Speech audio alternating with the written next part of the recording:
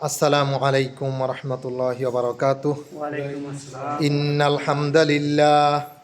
ইন্নাল হামদালিল্লাহি নাহমাদুহু ওয়া নাস্তাঈনুহু ওয়া নাস্তাগফিরুহু ওয়া নাউযু বিল্লাহি মিন শুরুরি আনফুসিনা ওয়া মিন সাইয়্যিআতি আ'মালিনা।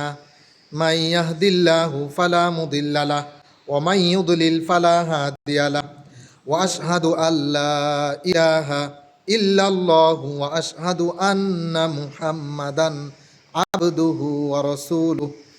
ফাইন্না খায়রাল হাদিসি কিতাবুল্লাহ ওয়া খায়রাল হাদি হাদিয়ু মুহাম্মাদিন সাল্লাল্লাহু আলাইহি ওয়াসাল্লাম ওয়া শাররাল উমুরি মুহদাসাতুহা ওয়া কুল্লা মুহদাসাতিন বিদআহ ওয়া কুল্লা বিদআতিন দালালাহ ওয়া কুল্লা দালালাতিন ফিন্নার।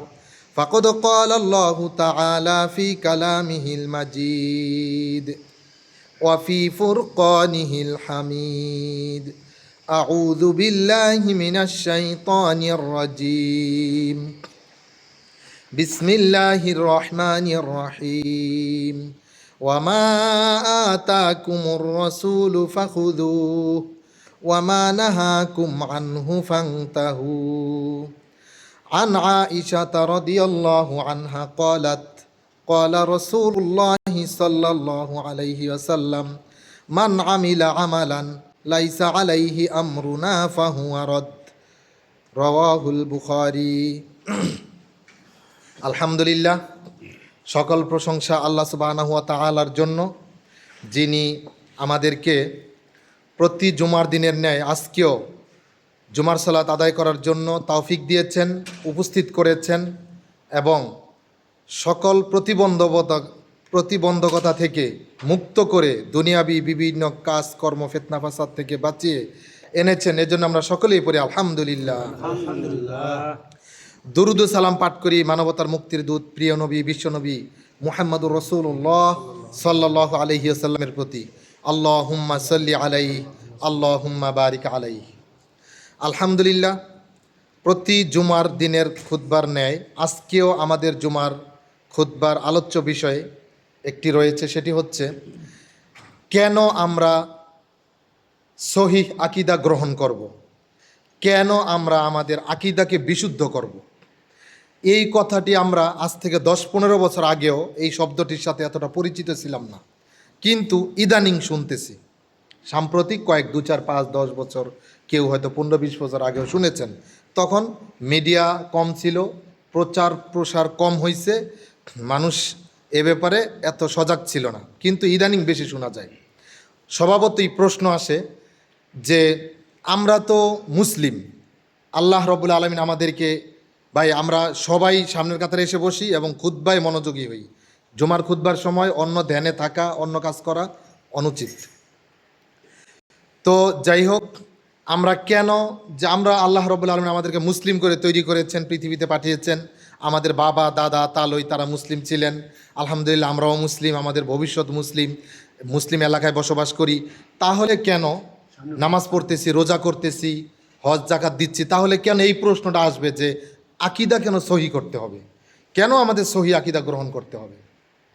এটার একটা সংক্ষিপ্ত উদাহরণ হচ্ছে, যেই সমাজে ভেজাল জিনিস বিক্রি করতে করতে সয়লাভ হয়ে যায়, ওই সমাজে মানুষ যখন অভ্যস্ত হয়ে যায় ভেজাল জিনিস খেতে খেতে, ভেজাল জিনিস ব্যবহার করতে করতে, ওই সমাজে খাঁটি জিনিস বিক্রি করতে গেলে, খাঁটি জিনিস বেচতে হলে তখন আপনাকে পণ্যের সাথে খাঁটি শব্দ লিখতে হয়। যার কারণে আজকাল দেখা যায় যে নর্মাল পণ্য বাজারে পাওয়া যায়, মধু, তেল, এইটা ওইটা, এগুলোর সাথে আবার দেখা যায় কিছু পণ্যে খাঁটি শব্দ লেখা থাকে। এরা প্রমাণ করতে চায় যে এদের জিনিসটা খাঁটি। আল্লাহু আলাম, আল্লাহ ভালো জানেন তাদের এই লেখাটা কতটুকু সত্য। কিন্তু আমাদের কথাগুলা এই প্রচলিত পণ্যের মতো না, যে আমি বলছি আপনারা শোনেন আপনাদের মানতে হবে, বিষয়টা এরকম না। আমি ইসলাম ধর্মে দিক নির্দেশনা দেওয়ার কেউ না, একটা বিন্দুও না। আমি না, শুধু কোনো আলেম, কোনো পীর, কোনো বুজুর্গ, কোনো শায়েক, কোনো আল্লাহর ওলি বলেন বা কোনো এমনকি তাবে ইনরা পর্যন্ত মানে তাদের আগ পর্যন্ত তাবেঈনদের পর্যন্ত দলিল পাওয়া যায়। এর আগ পর্যন্ত যত বড় বুজুর্গানের দিন হোক না কেন, যত বড় যেই হোক না কেন, কারোর ক্ষমতা নেই ইসলাম ধর্মের মধ্যে একটা ফুল স্টপ দেওয়ার, আপনাকে বলার যে আপনি এটা মানতে বাধ্য, অথবা বাধ্য যেটা মানতে হবে সেটা মানা লাগবে না, এই কথা বলতে পারবে না। বরং এই কথা বলার একমাত্র প্রথম স্থান যার অধিকার সেটা হচ্ছেন আমাদের মহান রব আল্লাহ সুবহানাহু ওয়া তাআলার। এরপরে আল্লাহ সুবহানাহু ওয়া তাআলা যাদেরকে আওতরিজ্জাত করছেন, যাদেরকে ক্ষমতা দিয়েছেন, যেমন আমাদের দেশে যেমন সরকার সেনাবাহিনীকে ম্যাজিস্ট্রেসি পাওয়ার দিয়ে দিছে, এখন তারা বিচার করতে পারে। পাওয়ার আগ পর্যন্ত আদালত বিচার করছে, তারা কিন্তু করতে পারে নাই। তেমনি করে আল্লাহ সুবহানাহু ওয়া তাআলাই একমাত্র ক্ষমতার মালিক। হ্যাঁ, তিনি বিশেষ কিছু আয়াতের মাধ্যমে, দলিলের মাধ্যমে নবী রাসূলদেরকে পাওয়ার দিয়েছেন। প্রত্যেক নবী রাসূলকে তার উম্মতের উপরে কিছু বিষয় ফরজ, সুন্নত, ওয়াজিব, নফল এগুলো আমল করার তারতম্য, কোনটা বাধ্য কোনটা করা বাধ্য না, কোনটা করতে হবে কোনটা করতে হবে না। আর আল্লাহ রাব্বুল আলামিনের অনুমতি ক্রমেই রাসূল সাল্লাল্লাহু আলাইহি ওয়াসাল্লামের নির্দেশে বা ইশারা ইঙ্গিতে কিছু সাহাবী এবং তার তৎপরবর্তী যুগে তাবেঈনদের কিছু আমল গ্রহণ করা হয়, যেটা হাদিসের ভাষ্যমতে প্রমাণ পাওয়া যায় যে এই 3 যুগের কথা বলা হয়। তবে এই ক্ষেত্রে আমরা দলিলগুলা নিব, যেই অকাট্য দলিলগুলা নিব আমরা। এরপরে ওই 3 যুগের যে বিষয়টা, যদি আমরা কোনো দলিল পেয়ে যাই কোরআনের মধ্যে, হাদিসের মধ্যে, তাহলে আমরা ওই 3 যুগেও যাব না। আমাদের ভিতরে একটা রোগ আছে, সেটা হলো যে আমার বাপ দাদা তো কইরে আসছে, কিন্তু কোরআনে নাই, হাদিসেও নাই, সাহাবীদের মধ্যেও নাই। কোনো এককালে ওই 3 যুগে অথবা তার পরবর্তী কোনো পীর বুজুর্গরা করছে, এখন কিছু হইলেই বলে। যে কোনো একটা উদাহরণস্বরূপ ধরেন, আমাদের দেশে বড় কোনো একজন হুজুর একটা আমলের পক্ষে মত দিচ্ছেন, তখন দেখা গেছে আপনি এই আমলটা কোরআনে কোনো প্রমাণ নাই, দলিল নাই, বা কোরআন হাদিসে দলিলের মতের বিরুদ্ধ। এরপরেও তারা কি করতেছে, তারা বলতেছে যে এইটা ওই হুজুরে বলছে। আরে আপনি কি যেমন তেমন মনে করেন যে বাইতুল মুকাররমের খতিব, সে মক্কার খতিব? কোনো সম্ভব না। মক্কার খতিবও যদি হয়, তার পক্ষেও কোনো আমল করা সম্ভব না। হ্যাঁ, কিছু বিষয় আছে, যেমন করোনাকালীন সময়ে সারা পৃথিবী যখন স্থবির হয়ে গেছে, তখন কিছু মাসআলা নিয়ে মতানৈক্য দেখা দিয়েছে, যেগুলো ইসলামে ফরজ সুন্নাতের মধ্যে পড়ে না। যেমন মাস্ক পরে নামাজ পড়বেন কি পড়বেন না, এই বিষয়টা নিয়ে সমগ্র ওলামায়ে কেরামগণ চিকিৎসা বিজ্ঞানের স্বার্থে, যে চিকিৎসা বিজ্ঞান মত দিছে, মুসলিম দেশ অমুসলিম দেশ সবাই মিলে, যে হ্যাঁ এই অবস্থায় ভাইরাসটা পরস্পর ছড়ায়, তখন এছাড়া মাস্ক পরে নামাজ পড়লে নামাজ হবে না। আচ্ছা, আজকে দেখেন এই কথাগুলো বললাম কোন সোর্সে, যে গত কয়েকদিন আগে আমি দেখলাম একটা ভিডিওর ভিতরে মহিলাদেরকে নামাজ শেখানো হচ্ছে। সেইখানে মহিলাদেরকে নামাজ শেখানোর মধ্যে 2-3জন মহিলা ছাত্রী বোরকা পরা, তারা সেজদা দিচ্ছেন। আরেকজন টিচার, উনিও বোরকা পরা, একদম কমপ্লিট হিজাব, তিনিও বোরকা পরা, তিনি ইশারা দিচ্ছেন। তো 2জন প্রথম নামাজ পড়লেন, তাদের নামাজ হলো না, তৃতীয় যে নামাজ পড়লো তারটা হলো। তাকে শেখানো হলো কিভাবে, যে তিনি একদম রুকু থেকে বসে একদম মানে যেইভাবে একদম মানে মেয়েরা যেভাবে বসে নামাজে আমাদের দেশে, মা চাচিকে যারা দেখছেন নিজের মাহরামদের মধ্যে তারা বুঝবেন, এরপরে একদম জড়ো সড়ো হয়ে মাটির সাথে লেগে তারপরে সেজদা দিবে, ওইটাকে টিক চিহ্ন দেওয়া হয়েছে। যদিও আমি পোস্টটা শেয়ার করেছি এই জন্য যে এই পদ্ধতিটা সম্পূর্ণ ভুল, 100% ভুল। কারণ এটা একটা যুক্তি, তারা একটা যুক্তি দেয় যে মেয়েদের শারীরিক অঙ্গ প্রত্যঙ্গের কারণে তারা পুরুষের মতো নামাজ পড়তে পারবে না, অথচ এই মতটা সম্পূর্ণ হাদিস বিরোধী। রাসূল আল্লাহ রাব্বুল আলামিন দলিল দিচ্ছেন যে ইয়া আইয়ুহাল্লাযীনা আমানু আতিউল্লাহ ওয়া আতিউর রাসূল ওয়া উলিল আমরি মিনকুম, যে তোমরা আল্লাহকে মানো, আল্লাহর রাসূল সাল্লাল্লাহু আলাইহি সাল্লামকে মানো, এবং মানো যারা তোমাদের মধ্যে নেতৃত্বের অধিকার রাখে। এখন আল্লাহ রাব্বুল আলামিন মানতে বলছে রাসূলকে, এখন রাসূল সাল্লাল্লাহু আলাইহি ওয়াসাল্লাম বলছেন যে সল্লু কামা রাআইতুমুনি উসাল্লি, যে তোমরা নামাজ পড়ো যেইভাবে আমাকে নামাজ পড়তে দেখো। এই হাদিসটার মধ্যে কোনো মহিলা পুরুষ কোনো লিঙ্গ ইউজ করা হয় নাই, কোনো শব্দগত মহিলা পুরুষ ব্যবধান করা হয় নাই। এমনকি তার জীবদ্দশায় তিনি বলেন নাই যে তোমরা আমার মতো পুরুষেরা নামাজ পড়ো আর মহিলারা ফাতেমার মতো, আয়েশার মতো, খাদিজা রাদিয়াল্লাহু আনহুমের মতো নামাজ পড়ো। কেন তিনি কি এটা বলতে পারতেন না? তিনি কি বুঝতেন না আপনি কোন যুগের কোন এমন হয়ে গেছেন, নির্দেশদাতা হয়ে গেছেন যে আপনি বলবেন যে মেয়েরা উঁচা হয়ে সেজদা দিতে পারবে না, মেয়েরা নিচা হয়ে সেজদা দিতে পারবে না। অথচ দেখেন ওই সেজদাটার ভিতরে দুইটা হাদিস বিরোধী। একটা হলো রাসূলের সালাতের সাথে মিলে নাই, রাসূলের নির্দেশের সাথে মিলে নাই। আরেকটা হলো রাসূল সাল্লাল্লাহু আলাইহি ওয়াসাল্লাম স্পষ্ট বলছে তোমরা কুকুরের মতো হাত বিছিয়ে সেজদা দিবে না জড়সড় হয়ে। এইভাবে যারা সেজদা দেয়, এইভাবে হাতের কনুইগুলা যারা মাটিতে লেগে দেয়, এটাকে বলা হয়েছে স্পষ্ট। আল্লাহ রাসূল সাল্লাল্লাহু আলাইহি ওয়াসাল্লাম তো এটাও বলতে পারতেন যে তোমরা হাত বিছিয়ে সেজদা দিও না, বলছে কুকুরের মতো হাত বিছিয়ে সেজদা দিও না।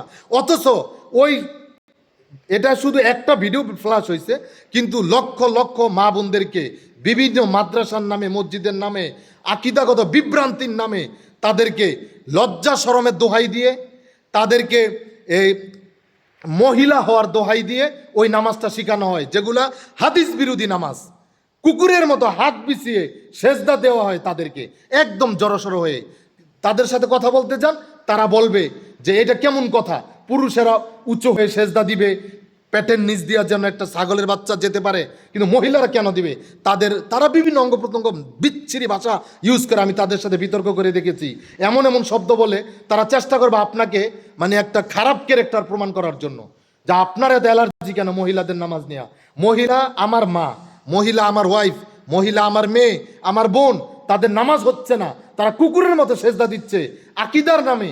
তাদেরকে মানে নোংরামির দোহাই দিয়ে মহিলারা নামাজ পড়বে আলাদা রুমে, যদি মসজিদে পড়ে তাদের সালা ভিন্ন, তাদের রুম ভিন্ন থাকবে। ঘরে যদি পড়ে তারা পর্দায় পড়বে, আর যদি স্বামীর সাথে, বাবার সাথে, ভাইয়ের সাথে পড়ে পিছনের কাতারে পড়বে। আর যদি তাও ব্যবস্থা না থাকে তারা বোরকা পরে এসে মসজিদের পিছনের কাতারে পড়তে পারবে। নামাজের মধ্যে কি আপনাকে দেখতে যাবে কে কিভাবে সেজদা দিচ্ছে, কার শরীরের গঠন প্রণালী কি? তো এই চিন্তা যারা মাথার মধ্যে পোষণ করে, এরা আসতে আবার জাতিকে আকীদা শিখাইতে। এই সমাজের মধ্যে এই ধরনের বেয়াদবরা আকীদার নামে জাতিকে বিভ্রান্ত করতেছে, এইগুলাকে প্রচার প্রসার করতেছে। অথচ আল্লাহ রাব্বুল আলামিন কোরআনে বলেই দিছেন ওয়ামা আতাকুমুর রাসূলু ফাখুযু, তোমরা গ্রহণ করো যেটা রাসূল দিয়েছেন। ওয়ামা নাহাকুম আনহু ফান্তাহু, যে সেটা গ্রহণ করো না। ভাই খুতবার মধ্যে কিন্তু আপনারা এটা করতে পারবেন না। খুতবার মধ্যে যদি কেউ কথা বলে তাহলে তারে চুপ করেন, এটাও বলা যাবে না। এটাও বলা যাবে না যে ভাই খুতবার মধ্যে কথা বলা হারাম, এটাও বলতে পারবেন না। খুতবার মধ্যে কথা বলতে পারবে একমাত্র ইমাম, আর কেউ কথা বলতে পারবেন না। এটা আপনারা পরে করেন, নামাজের পরে কুলাকুলি করেন, মুসাফা করেন ইনশাআল্লাহ। তো যাই হোক, ইনশাআল্লাহ বিষয়টা হচ্ছে আল্লাহ রাব্বুল আলামিন নির্দেশ দিচ্ছেন ওমা আতাকুমুর রাসূলু ফাখুযু, তোমরা গ্রহণ করো সেইটা যেটা আল্লাহ রাসূল দিয়েছেন। ওমা নাহাকুম আনহু ফান্তাহু, তোমরা সেটা গ্রহণ করো না যেটা আল্লাহর রাসূল দেয় নাই। এটা কোরআনের আয়াত, এটা কি অস্পষ্ট? আপনাদের কারো কি বুঝতে সমস্যা হয়েছে? এরপরে যদি মতানৈক্য দেখা দেয়, আল্লাহ স্পষ্ট বলে দিচ্ছেন যে ফাইন তানাযাআতুম ফি শাইইন ফারুদ্দুহু ইলাল্লাহি ওয়ার রাসূল, যে তোমাদের মধ্যে যদি মতানৈক্য দেখা দেয়, দুই পক্ষ দুইটা মত দাঁড়ায়, তাহলে তোমরা এটাকে ফিরিয়ে দাও আল্লাহ এবং রাসূলের দিকে। আল্লাহ কিন্তু এই আয়াতের মধ্যে বলে নাই যে তোমরা দুইটা মত হইলে ভুল মতের পক্ষে তোমরা আমল করো বা যে কোনো একটা মতের পক্ষে আমল করো, এটা বলে নাই। কারণ আপনি যে কোনো একটা মতের পক্ষে আমল করবেন, যদি একটা পক্ষ ভুল হয় সমাধান কে দিবে? এই জন্য বলে দিচ্ছে আল্লাহ এবং রাসূলের দিকে ফিরিয়ে দাও। আর এটা এমন আমল, প্রতিষ্ঠিত আমল, এই ধরনের অসংখ্য অগণিত আমল আমাদের সমাজে ভুল বুঝানো হচ্ছে আমাদেরকে। আমাদের দাড়ি, টুপি, জুব্বা, পাগড়ি, হাজি গাজী আলেম ওলামার অভাব নাই বিভ্রান্তি ছড়ানোর জন্য। অতএব আমরা কবে আমাদের ভিতর পরিষ্কার করব এবং আকীদা গ্রহণ করার ক্ষেত্রে আল্লাহকে প্রাধান্য দিব এবং আল্লাহ রাসূল সাল্লাল্লাহু আলাইহি ওয়াসাল্লামকে প্রাধান্য দিব, এখনো পর্যন্ত আমরা এই সমস্ত বিষয়গুলো সামনে আসলে ভুল এবং ভ্রান্ত মতের পক্ষে কথা বলি। আমরা আল্লাহকে ভয় করি, আমাদের উচিত আল্লাহকে ভয় করা। যে বিভ্রান্ত মত গ্রহণ করার ব্যাপারে দিলকে একনিষ্ঠ করতে হবে যে আমি আল্লাহর রাসূলের আদর্শ ছাড়া কোনো হাজি গাজী পীর মুরিদার কোনো আলেমের মত আমি গ্রহণ করব না। আমি কোরআনের মত গ্রহণ করব, আল্লাহর মত, কোরআনের দলিল, হাদিসের দলিল গ্রহণ করব। যখন আপনি এইভাবে শক্ত অবস্থান নেবেন, আপনি কোনো বাতিলের সাথে আপোষ করবেন না, তখন আর আপনাকে কোনো নয় ছয় দিয়ে বোঝাতে পারবেন না। আর যতদিন পর্যন্ত আমরা নয় ছয় করব, মনে করব যা চলতেছে দিন চলুক না, হচ্ছে দিন হোক না, তাতে কি হয়েছে? এগুলো আবু জেহেলের নীতি। বারবার বলি হুঁশিয়ার করে, আপনাকে কঠোরভাবে বলার মাধ্যমে আমার কোনো কল্যাণ নেই। হয়তো আমি কঠোর করে বলার কারণে আপনি আমাকে মনে মনে খারাপ জানতেছেন, কিন্তু এটার ভিতরে আমার জন্য যেমনই কল্যাণ, আপনার মধ্যেও তেমনি কল্যাণ রয়েছে আপনার জন্য। কেননা যদি আপনার আকীদা সহি হয়, আপনি যদি আকীদা বিভ্রান্ত নিয়ে, শিরকি এবং বিদাতি আকীদা নিয়ে, ভুল আকীদা নিয়ে কবরে যান, কিয়ামতের দিন ধরা খেয়ে যান, সেদিন আপনি হুজুরের দোহাই দিয়ে মুক্তি পাবেন না। আমরা একটা কথা বলি কিছু হলে, যে হুজুরে দায়ী থাকবো। হুজুরে দায়ী থাকুক, হুজুরে ভুগবে, সাথে আপনাকেও ভুগতে হবে। আপনি হুজুরের ভুলে যদি কূপের মধ্যে পড়ে যান, আপনার শরীর কিন্তু ভিজবে প্রিয় ভাই। আপনি মনে করার কারণ নাই, কারণ মিথ্যা ইনফরমেশনের কারণে আপনি পানিতে পড়ে গেলে, আগুনের মধ্যে পড়ে গেলে আপনার শরীর পড়বে না, আপনার শরীর ভিজবে না। যার দোহাই দেন না কেন, আমি মিথ্যা বলি, আমার মিথ্যা ইনফরমেশন আপনি সামনে যে যদি কোনো আক্রান্ত হন, আপনি কিন্তু ক্ষতিগ্রস্ত হইবেন। এই জন্য আপনাকে সাবধান থাকতে হবে, আপনাকে সতর্ক থাকতে হবে যে স্বার্থের জন্য ধর্মীয়ভাবে কারা আকীদাকে পুঁজি করে, ব্যবসা করে, টাকার জন্য অর্থ ইনকামের হাতিয়ার করে নিয়েছে, বিভিন্নভাবে ধর্মকে তারা পুঁজি করে কাজ করে। আমরা তাদের থেকে, আল্লাহ রব্বুল আলামিন যেন এই জাতিকে হেফাজত করেন, আমরা যেন বিশুদ্ধ আকীদা গ্রহণ করতে পারি, কোরআন এবং সহিহ হাদিসের আকীদা গ্রহণ করতে পারি। আল্লাহ রব্বুল আলামিন যেন আমাদেরকে দান করেন। ওয়া আখিরু দাওয়ানা আলহামদুলিল্লাহি রাব্বিল আলামিন। সুবহানাকাল্লাহুম্মা বিহামদিক, আশহাদু আল্লা ইলাহা ইল্লা আনত, আস্তাগফিরুকা ওয়া আতুবু ইলাইক।